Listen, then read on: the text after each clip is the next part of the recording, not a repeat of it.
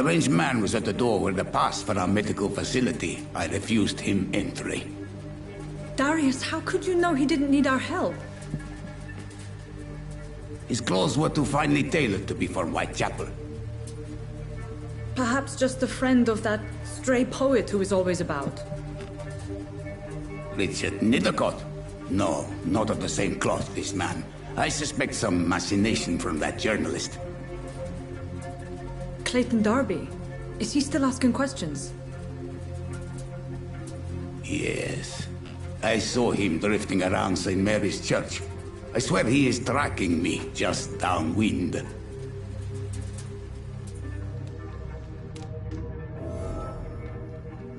It's locked. I must talk to that journalist or the poet. They must know about Darius. Nearby the church they just mentioned.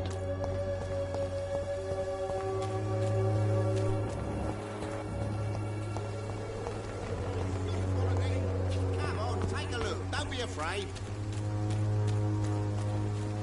Cheap price, good quality. Come on, take a look. Don't be afraid. You again? What do you want this time? Goodbye, Mr. Peterson.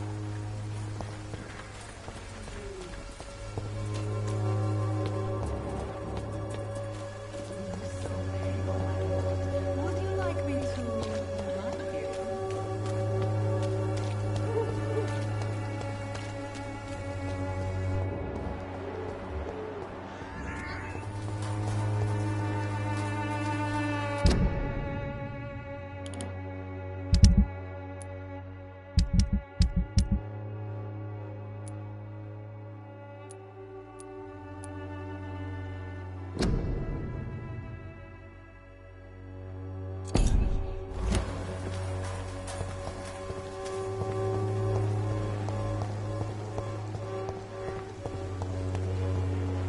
I cannot enter.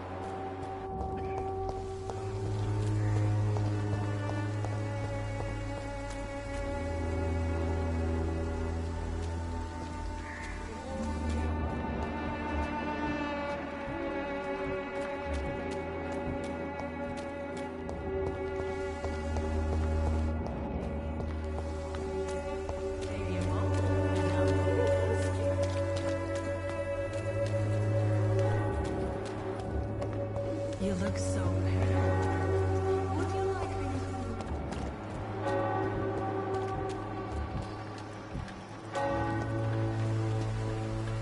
to... Excuse me, sir. Are you familiar with this part of town? Name's Clayton Darby, reporter. Sorry, I'm new to Whitechapel. But perhaps you could help me since you're a journalist. My name is Jonathan Reed. Dr. Reed, the famous surgeon. I'll gladly help if I'm able, sir. I heard you're investigating an underground medical dispensary in Whitechapel. What do you know about it? Not much, I'm afraid. They are wary of strangers, and I'm not really an acquaintance of theirs. Why do you care? I'm afraid one of the nurses from the Pembroke Hospital may be involved with unsavory activities. Ah, could it be Dorothy Crane? Without a doubt, you are a damn fine journalist, Mr. Darby. What do you know of her accomplice, a man named Darius? I don't know much about the man. He's very cautious. Never goes out. Doesn't seem to have any friends or family. He never goes out? No. A few days ago, he unexpectedly did. I followed him, but it was just a ruse to keep me away from his house. Really? How do you know? He went to the nearest mailbox, but just before posting his letter, he ripped it up and threw it away. He has no relatives at all? No. Except for that strange man, a poet named Richard Nethercott, who sometimes comes by. Darius would never let him in. Where can I find this Mr. Nethercott? He spends most of his time lurking around Whitechapel, talking to himself or declaring verses. These days, you can usually find him behind the church.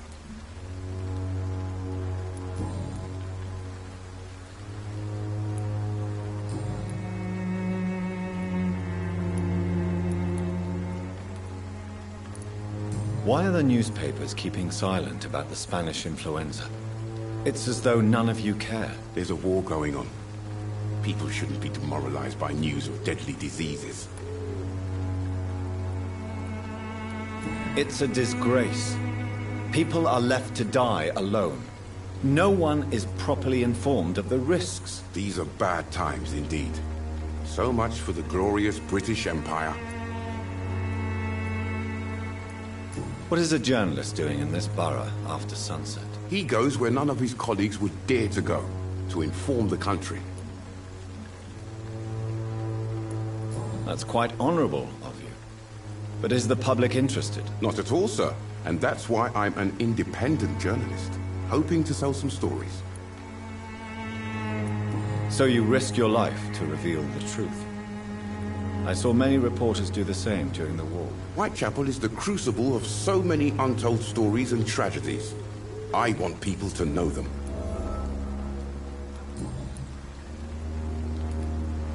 Have you any idea of the danger you face in these streets at night? I've had to run and hide more than once from frenzied mobs incensed by the fever. Do you think the flu is really responsible for this, Doctor? I must confess, some of my rational views have been shaken by recent events. I'll remember to stay away from the district's roughest streets then.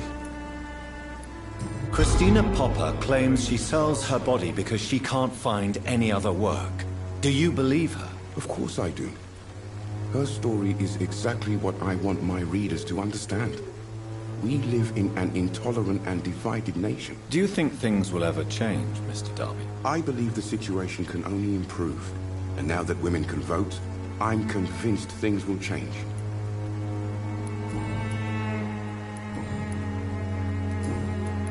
Goodbye, Mr. Darby. Farewell.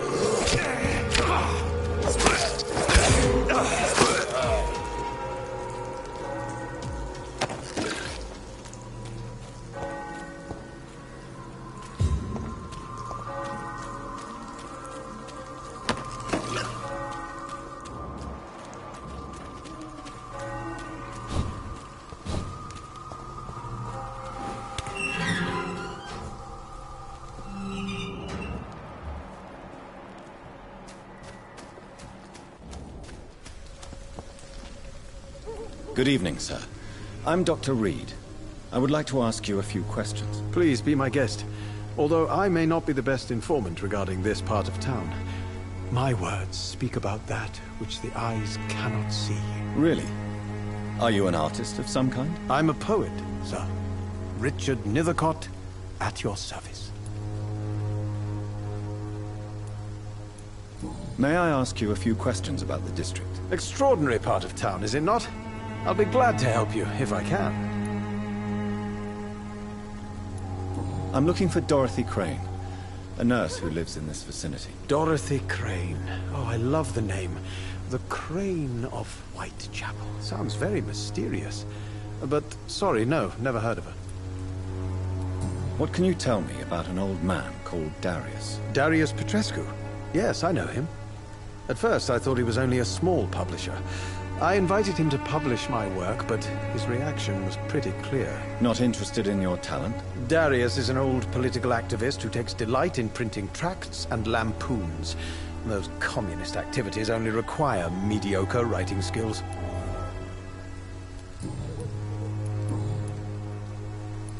May I ask what you're doing at this hour of night, sir? Do you live here? Not at all. I'm just enjoying the pleasure of a quiet walk. Though night talks are always preferable, if you ask me. Especially with strangers. But are you not afraid of the epidemic? Oh, why should I? I see some equity in the Spanish flu. No flesh should be saved, say the scriptures. Good or evil, rich or poor, all are equal in the eyes of the flu. If you say so.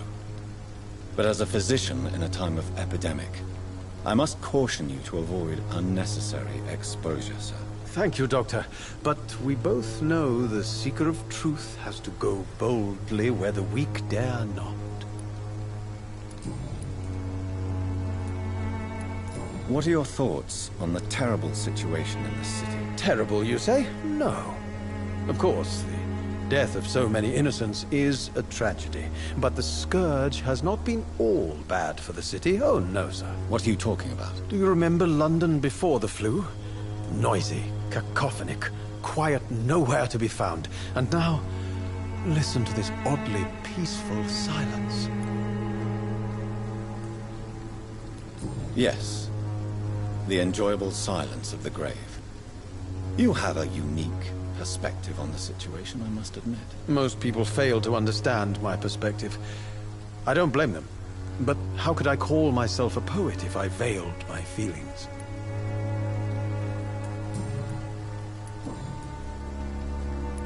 Tell me, Mr. Nethercott, why seek inspiration in Whitechapel? The place is not beautiful per se, but how to explain it? Stirring and challenging.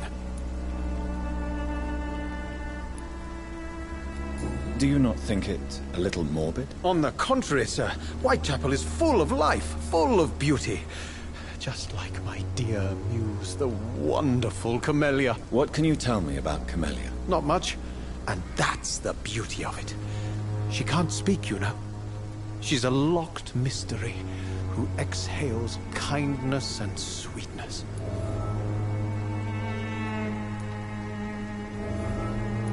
Perhaps you're just afraid to find out the truth about your muse. One day, perhaps, I'll ask her to come with me.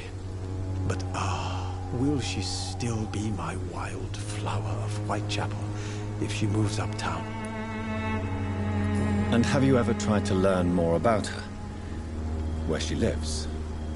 How she survives? Whom she may know? Maybe I prefer she remains an enigma. Reality can be so dull, don't you think?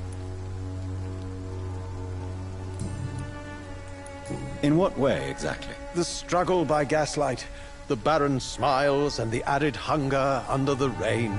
If you say so. Such vibrant antagonism and vivid paradox. The stripped humanity raged across each street.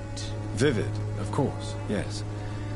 And what about the poignant distress? Oh yes, the poignant distress. You see what I mean, don't you? That's what I want to write about, and that's what Whitechapel is made of.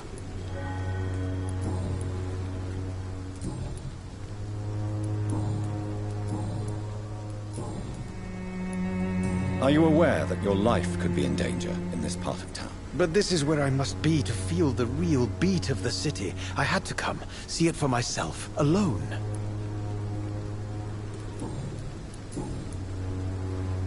I'll leave you alone, sir.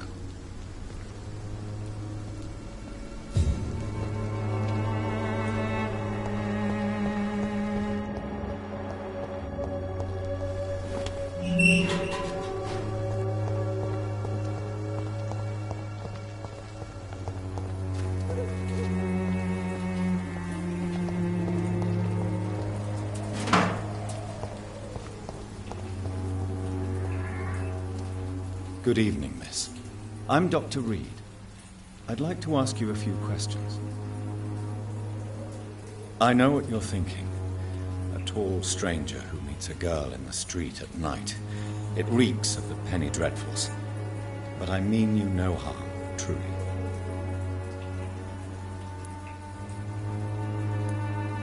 Tell me about Richard Nethercott. I understand he is quite fond of you, Camellia.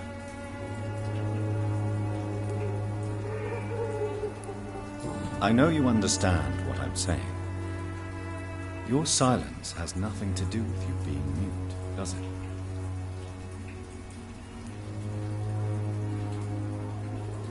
Very well. Goodbye then.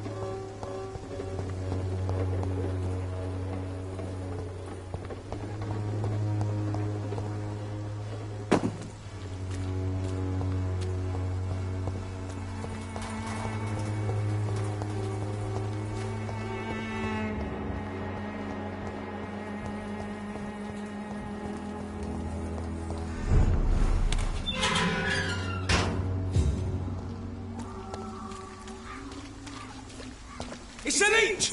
Kill it!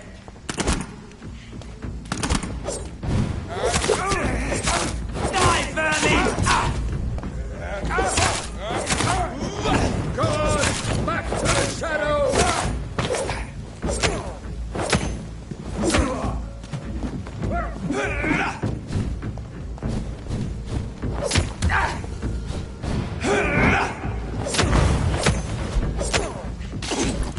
Stay back, beast!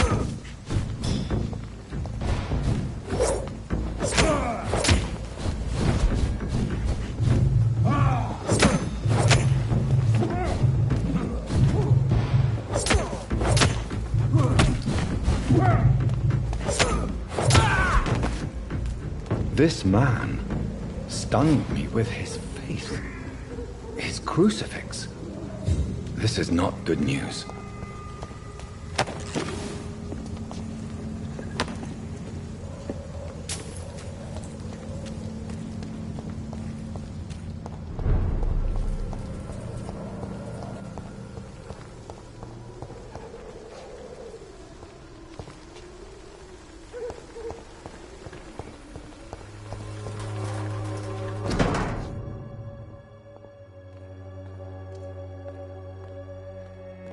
The content of Darius' letter to his children could give me more leverage to enter.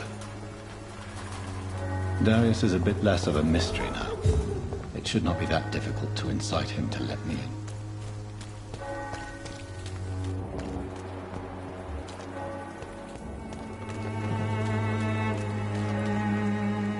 Good evening, Christina. Change your mind, Mr. Reed?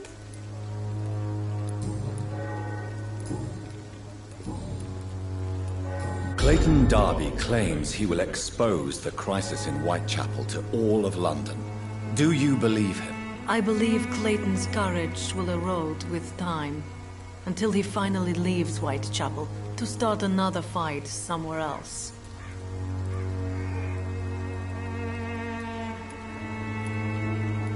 Are you talking from experience? I've seen your type come here to get a good fuck in a cheap room or a dark alley before going back to their fancy houses in the West End. Why this skepticism? How can you speak about starvation if you've never been hungry? Or about poverty?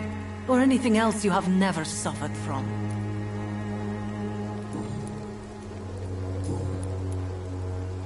Goodbye, miss.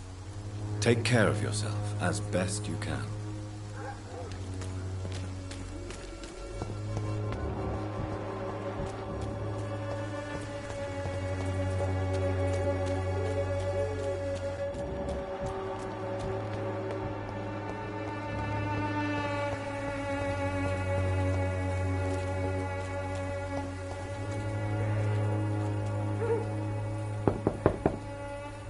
Mr. Petrescu, just 1 minute, please. You again? Go away. Sir, wait. Stop this nonsense. I know Nurse Crane is here. Shall we speak man to man, you and I? All right. Speak up. Don't you see we're on the same side? We fight to help the poor, sick, and abandoned. I'm nothing like you, Mr. Doctor. Yes, you are. You too believe in providing medical care without charge. You know what we have to sacrifice to make the world a better place. I have to admit your words have conviction. All right, I'll let you see Dorothea. Don't make me regret this, though.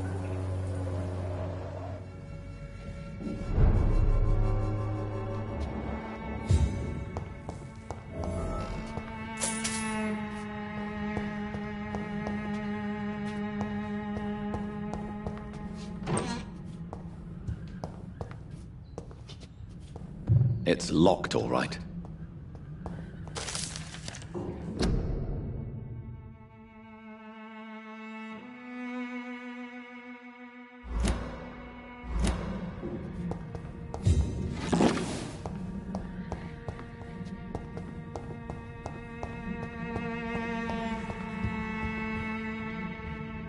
If you want to talk to Dorothea, you must go across the courtyard and take the stairs. We've not been formally introduced. May I ask your name and occupation, sir? I am Darius Petrescu. I'm here to keep snitches and spies away from Dorothea. And I also run this little print shop.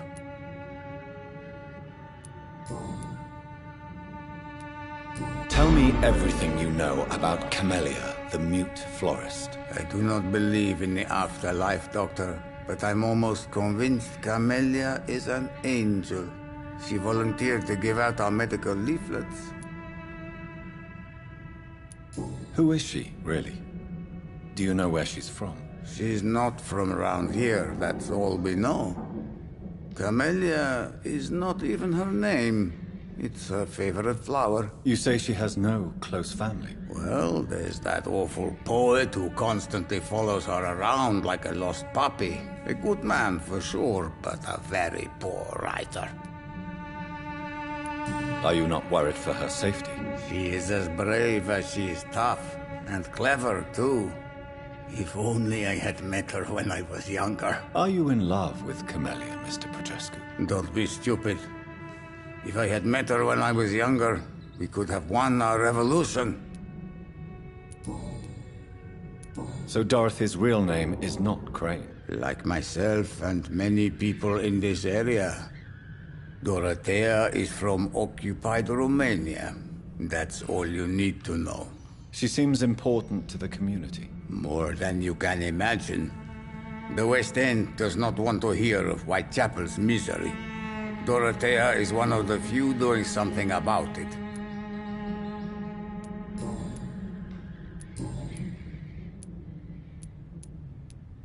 I know you fought for your country when it was occupied, Darius.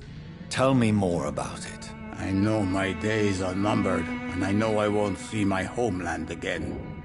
But I fought for Romania all my life, and I will until my last breath. But Romania escaped the grasp of the Austro-Hungarian Empire. It's a free country again. But it's not the country I fought for. My homeland is not appeased, Doctor. And I still see a dark future ahead for my people. How did you meet Nurse Crane, Darius? Why does she trust you? I'm her oldest friend in England. Dorothea and I share many ideas about this country and about the country we left. You mean occupied Romania, don't you? Even if not directly, I fought against your enemies. Really? Then perhaps you have more in common with Dorothea than meets the eye, Dr. Reed. Do you have any family left, Mr. Petrescu? Children or grandchildren? Who knows? I have abandoned my people for so long, they might as well be dead. As dead as I am for them, I suppose. This war won't last forever. Did you ever think of returning to your country now it's free? No. I have taught strength and determination to my sons and daughters. I'm an old, dying man who only has memories of better times to cherish. Goodbye, Mr. Petrescu.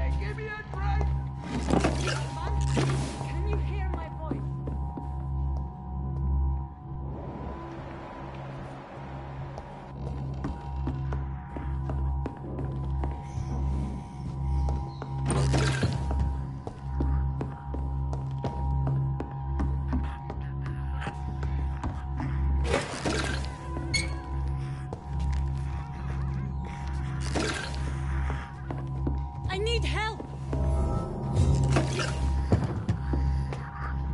What do we have here, nurse? Patient Razvan Vasily. High fever running on 3 days. Complaints of dizziness, muscle aches, and head pain. Diagnosed with influenza. Treatment? Aspirin and salicin for the fever and discomfort. Liquids for dehydration, but he's having trouble keeping even water down. Thank you, nurse. Anything else I should know? He did lose consciousness this morning, but he's never had convulsions like these. He's not convulsing, he's choking. He's not getting any air. Scalpel! Hand me that scalpel! What can I do, Doctor? It's too dangerous to operate with these convulsions. Sedative, nurse. Do we have any anesthetics? I'm sorry, Doctor. None at all.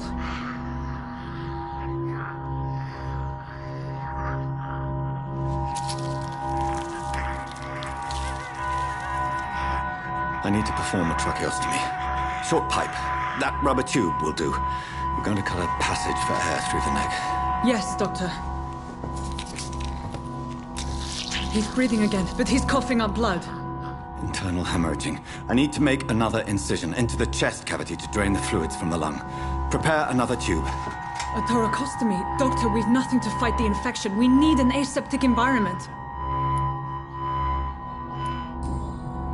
Right then, Nurse Crane. What do you suggest we do? I've no idea. I'm not the doctor. Time is of the essence. We need to perform a thoracic drain. Yes, Doctor.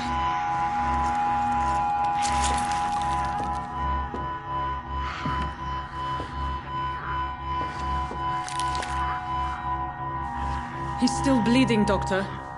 I'm losing his pulse. The drain must have punctured the intercostal artery. There's too much blood.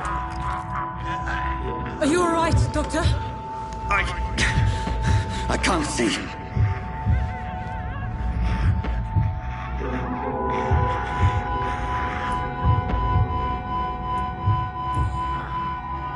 I must first suture the artery.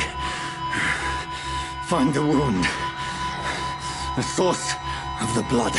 Needle and thread, Doctor. Good. The stitches are holding. How's he doing? We're losing him. We've lost his pulse. He's dying, Doctor!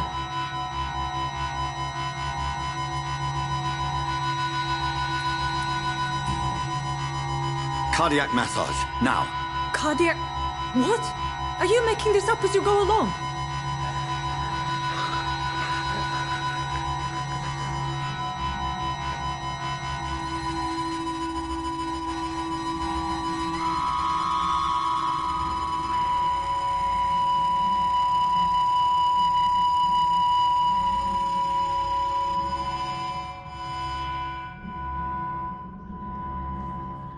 We've lost the pulse.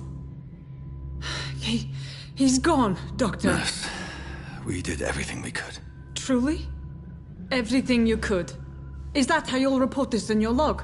Is this how the war went? Piling up one poor corpse beside the next?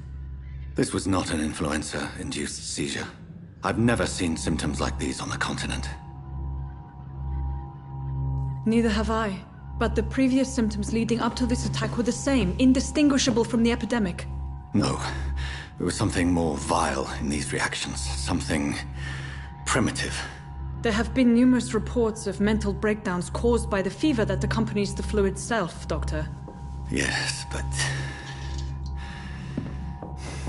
I'd best take some samples of the blood for analysis.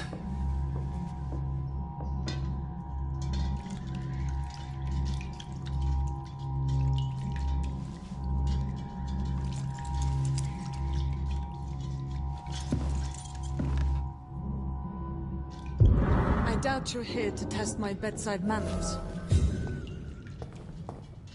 I suspect it was more than intuition alone that led you to us. So, how might I be of service, Dr. Reed? I've come to put an end to this insufferable blackmailing, Dorothy. Doctor, you think your warnings scare me? I've stolen and plied, blackmailed and lied, but what else am I to do? I'm all these people have.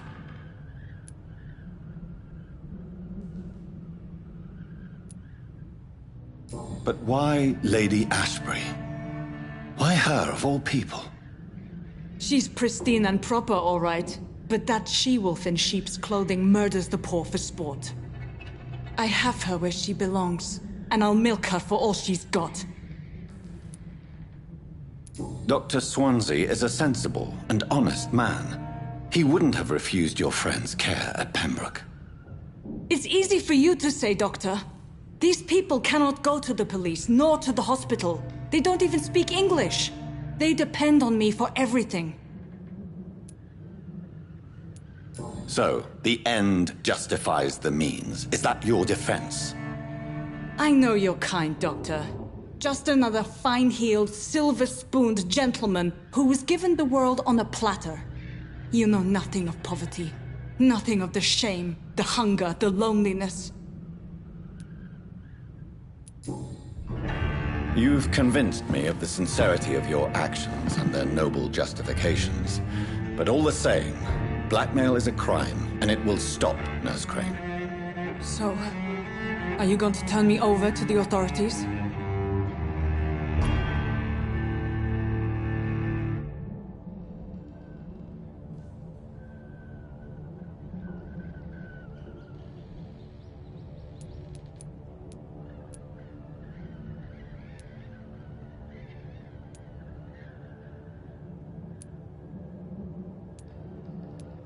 Listen very carefully, Dorothy.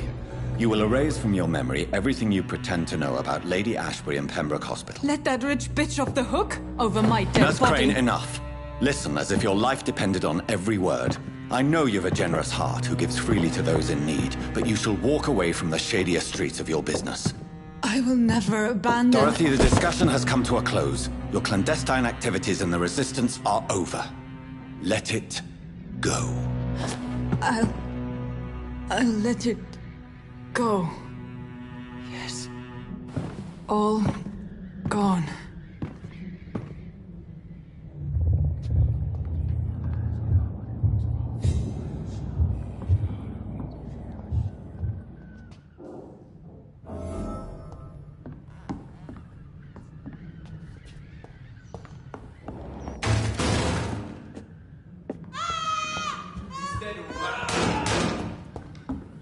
It's locked, all right.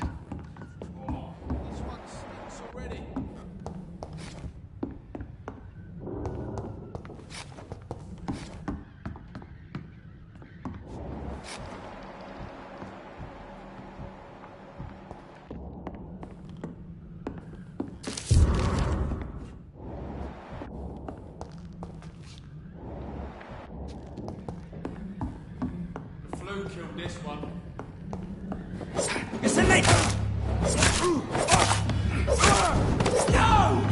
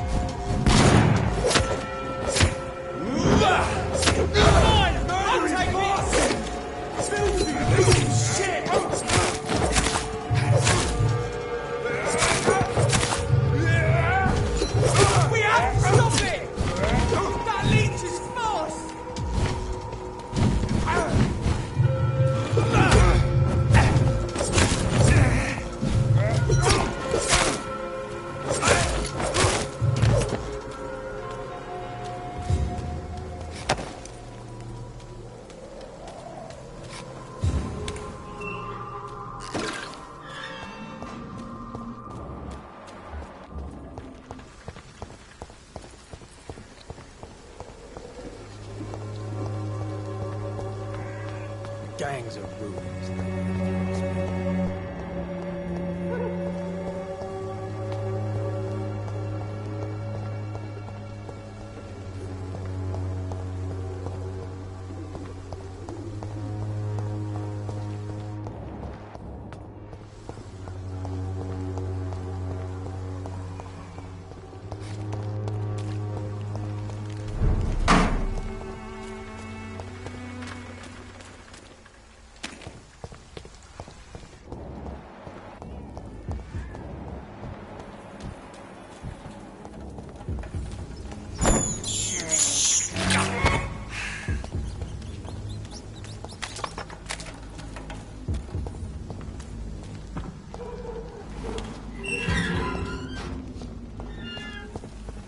Human blood. Whoever left these marks did so deliberately. Kill it, boy!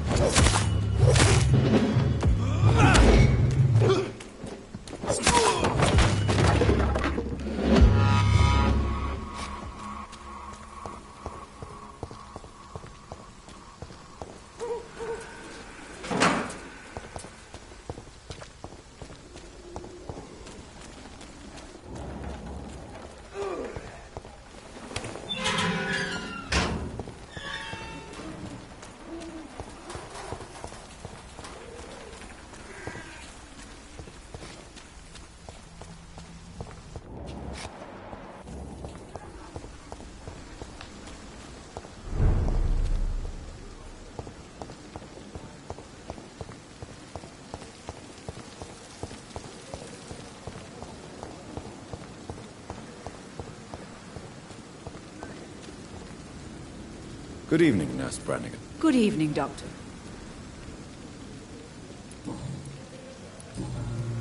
Goodbye, Nurse. Call me if you need assistance.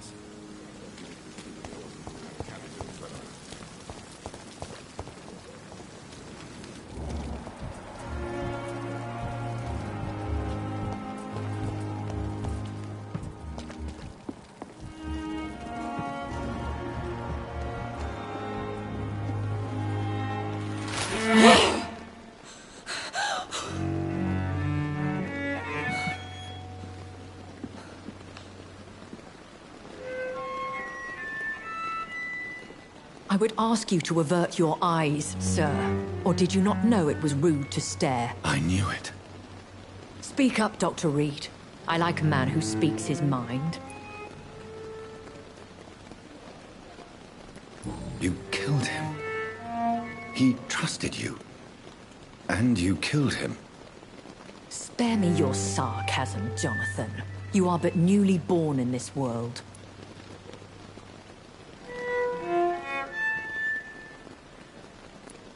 So in the end, the accusation was true, wasn't it? The situation is somewhat awkward nonetheless.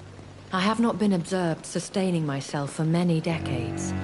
I have to say I'm a trifle embarrassed. Anyway, I have concluded my inquiries concerning your blackmailer. I see. Please excuse my agitated state. Under normal circumstances, I wouldn't let anyone see me in this condition. The case is closed, your ladyship. The person who took advantage of you has, shall we say, seen the error of her ways. So who was it? My lady, the blackmailer was dealt with using the utmost discretion. The culprit's identity is of no relevance. Thank you, Jonathan. That is exactly what I needed from you. You have proven your loyalty, so, as a friend, please accept this small token of my appreciation. Thank you, my lady. If you have an inclination to learn more about vampires or your current situation, I will be glad to aid you in your quest for knowledge.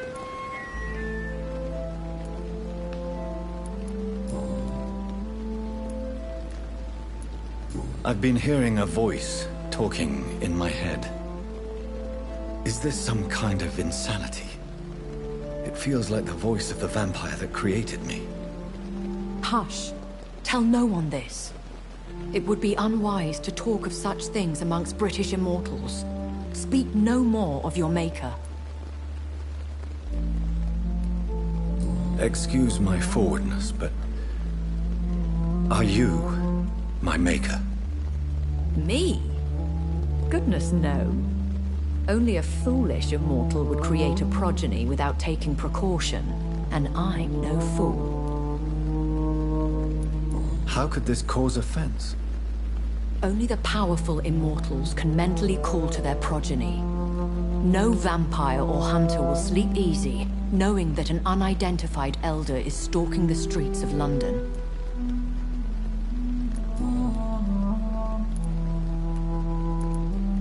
I don't understand. Why was I created and then left for dead? That is a question only the one who made you can answer. It's not normal practice. I doubt even if you find him, he will answer you, considering how cruelly he treated you. I'd like to avoid creating another vampire by mistake anyway. Tell me, how is it done? The process is dangerous. It could even kill your potential progeny. If you did decide to sire an offspring, they must drink of your blood, Jonathan. So me being a vampire could have been a mistake? I very much doubt it, Jonathan. Contrary to the legends, it is not as simple to make another vampire by just biting someone. A vampire? Is that what I am? What we are? Such a crude word, defined by penny dreadfuls and drunken hacks. No. You are now an Ekon, and that you shall remain. Are you an Ekon too? Yes, I am. We are the closest thing to what man refers to as vampires. Forget what you think you know about us. So we are Ekons. How can I identify us amongst other vampires? How to put it? All Ekon are vampires. But all vampires are not Ekon. We are but a branch of the immortal tree.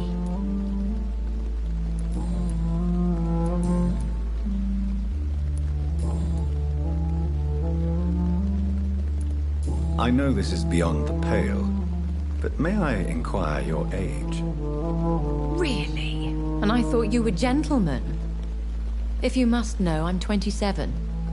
I've been 27 for a long time now, and 27 I shall remain. Very well. But I believe there is more to this than you are saying. A lady has to have some secrets. And who bestowed upon you this eternal youth? My maker. He left this isle a long time ago.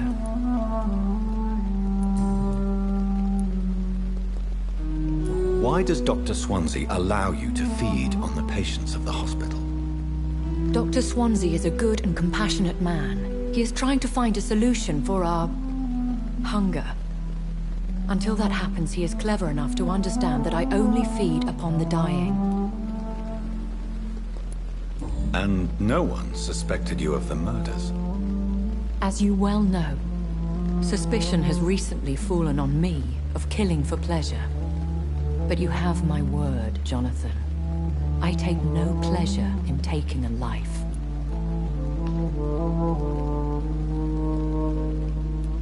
What do you know about this Brotherhood of St. Paul's Stole? The Brotherhood is well known amongst London Vampire Society. As long as our kind is discreet, and as long as they do not interfere, we have come to a mutual understanding.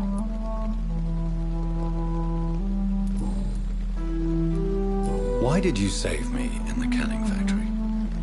I could hardly stand by and watch such a promising young blood as yourself be torn to shreds by some gutter scowl. William Bishop wasn't the vampire that created me then? No, Jonathan. Whatever their strength and demeanor, Scowls are the progeny of careless vampires. It cannot be the other way round. What type of vampire is a Scowl? Not a true vampire. The deformed offspring of lesser vampires. It is a shame these creatures run wild, slaves to their baser instincts.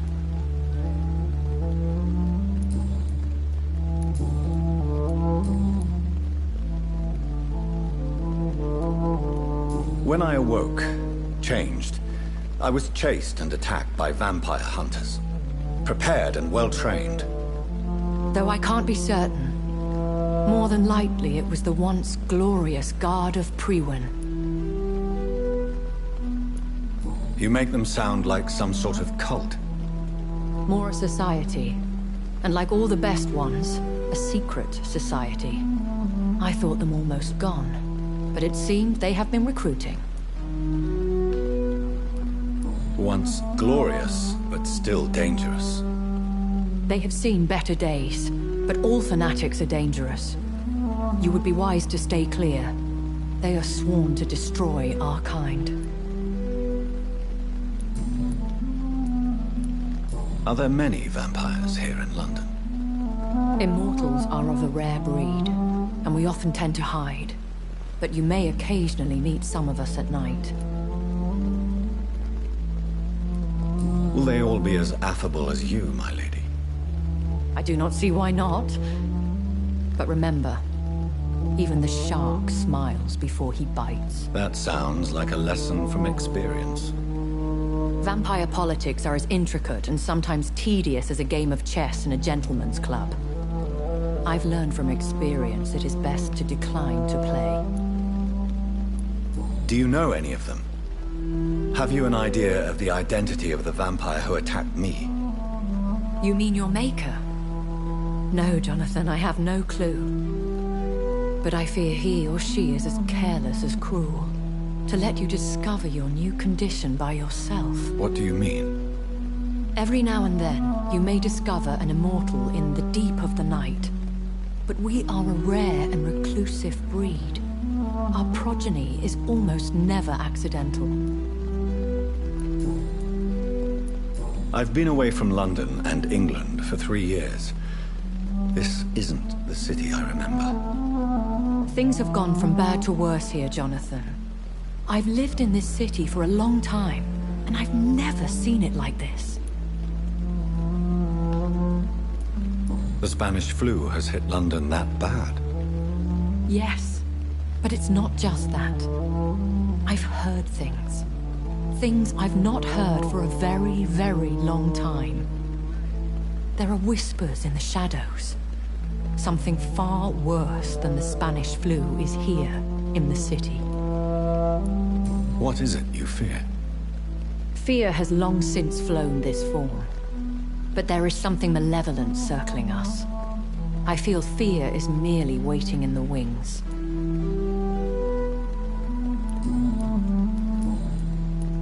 I bid you farewell. For now, my lady. I must quickly analyze the blood I took from Nurse Crane's patient.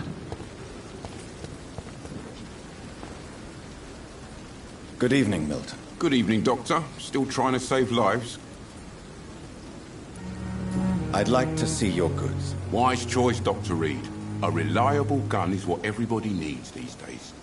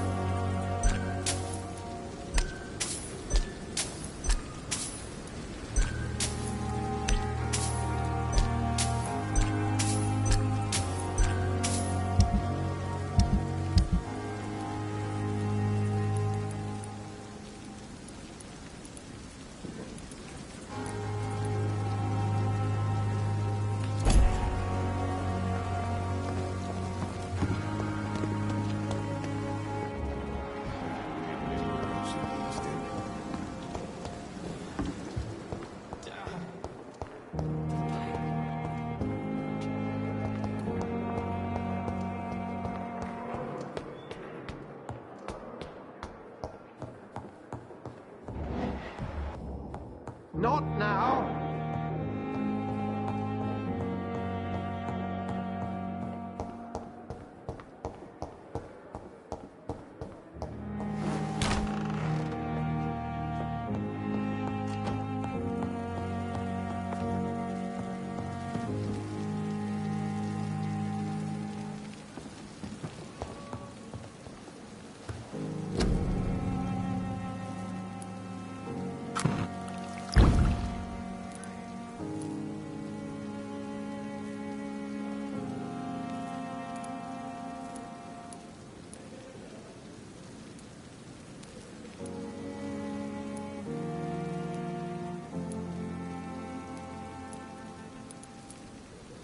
Razvan Vasily was infected by Spanish flu, but also has the highly unstable blood of the Scowls.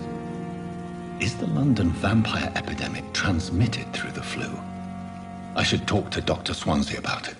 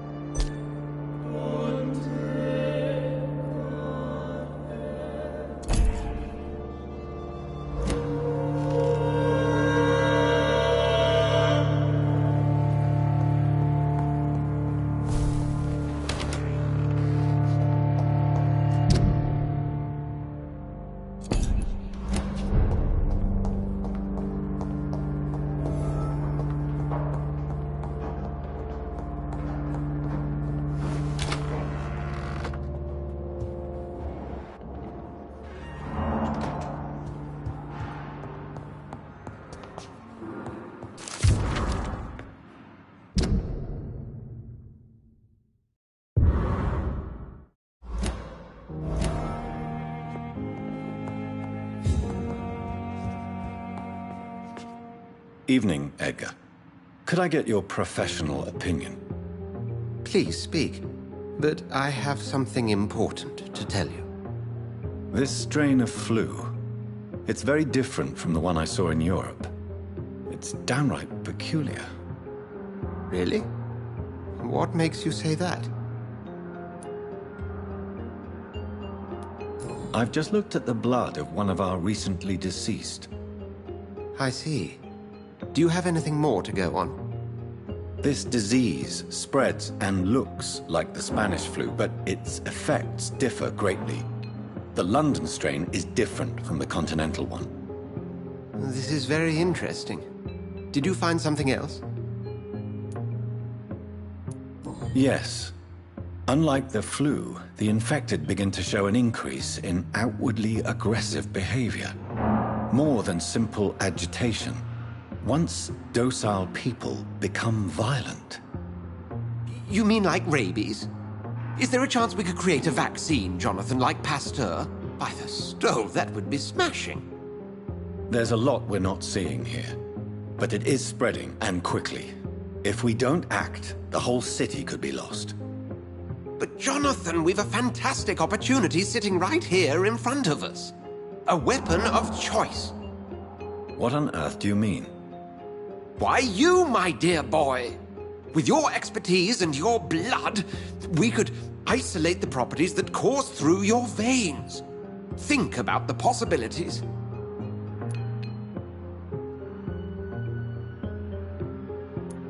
I admit it did occur to me. Blood seems to be the common factor in all of this. I totally agree. We're in uncharted territory here. Maybe it's just wishful thinking, but imagine the possibilities. We'll discuss this more later. Thank you for your time. No, thank you, Jonathan. But as I said, I needed to talk to you. I have some rather bad news. Yes? I'm afraid it's your sister. My sister? She's to be buried this evening at Whitechapel Cemetery. Your mother published the obituary this morning. I see. I'm sorry, Jonathan.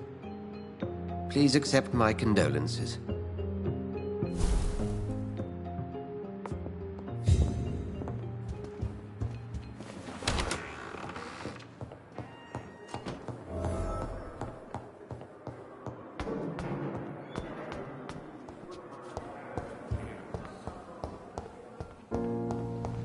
I never thought I would have to attend my murdered sister's funeral. Mary, I can't forgive myself. I'll find the truth about what happened to us. I swear.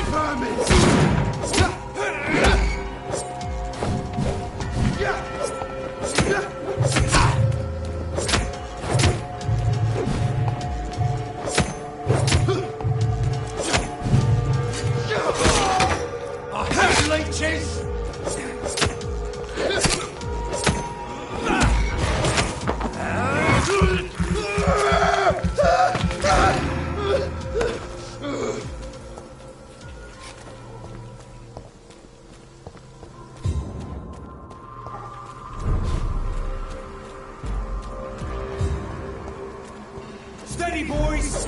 We've got one of them here! 5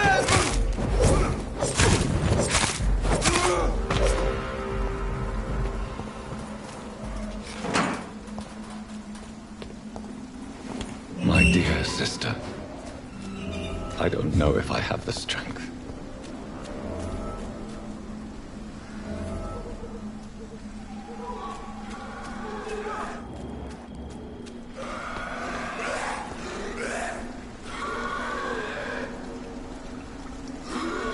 Somebody help!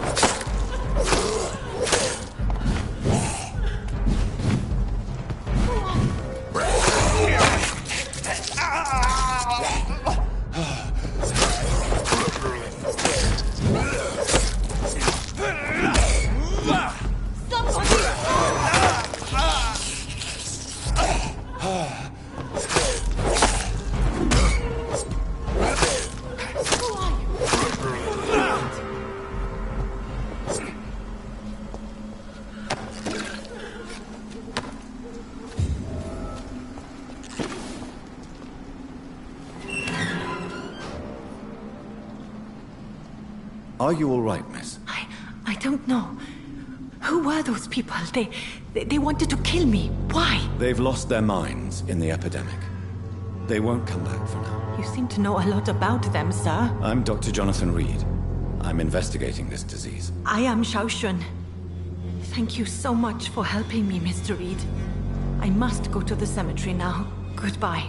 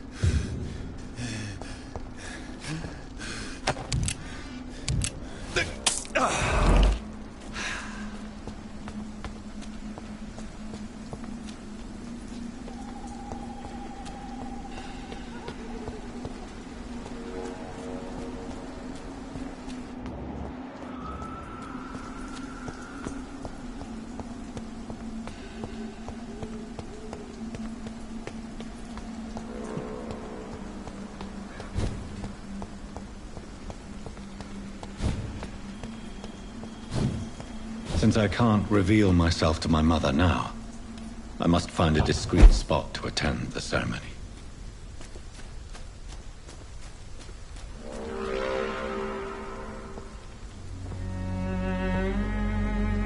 I am the resurrection and the life. He that believeth in me, though he were dead, yet shall he live. And whosoever liveth and believeth in me shall never die. We commend unto thy hands of mercy, most merciful Father, the soul of our sister departed, and we commit her body to the ground. Earth to earth, ashes to ashes, dust to dust.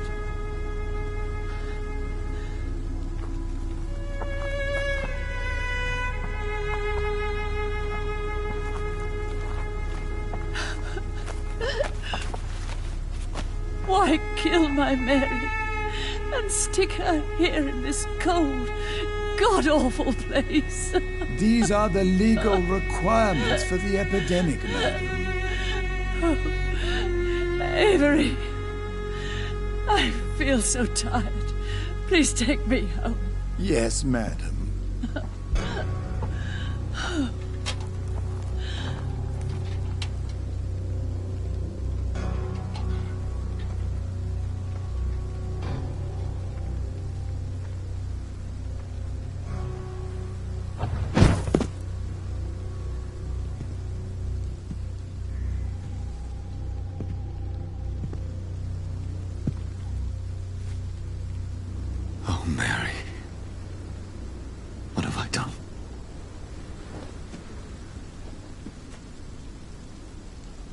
could only change one thing.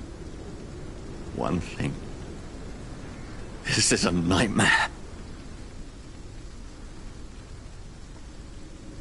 Jonathan, there is nothing you can do but accept it.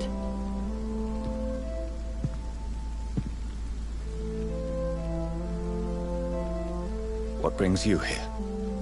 I thought you could use the company. I am so sorry for your loss, Jonathan.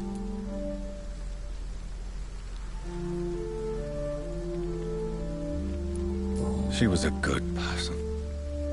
Vibrant, full of life. She was kindness incarnate, my Mary. You're a good person, Jonathan. And a young Ekon. A newborn cast into the night without so much as a candle to guide your way. She had been scouring the most dangerous parts of London in search of me. And it led to her death. Jonathan, don't. I still hear her last thoughts. They echo in my head. Her mind shattered, and it haunts me. Jonathan, stop. Listen carefully. You must come to terms with this. You must learn to live with what happened. How is it possible? Tell me. Is it so easy to take a life every night, and then just smile and nod at those you spared? Don't you see? You're doing the work of our enemies, feeding your remorse. We are weakest when we grieve, and the guilt blurs our senses. And so this is why you're here. To warn me. You felt this pain yourself. You too have endured this. I don't want to lose you, Jonathan. I've lost so many friends. Loved ones I cherished. Pray for Mary's forgiveness, if you must. You may be right. Of course. I've stared upon this world for centuries, and time has taught me to deal with guilt, if not erase it. What should I do then? St. Mary's Church is not far from here. Go there and make your peace. Find the solace you need. My lady wants me to confess. No, Jonathan. It's you who wants to confess, I think.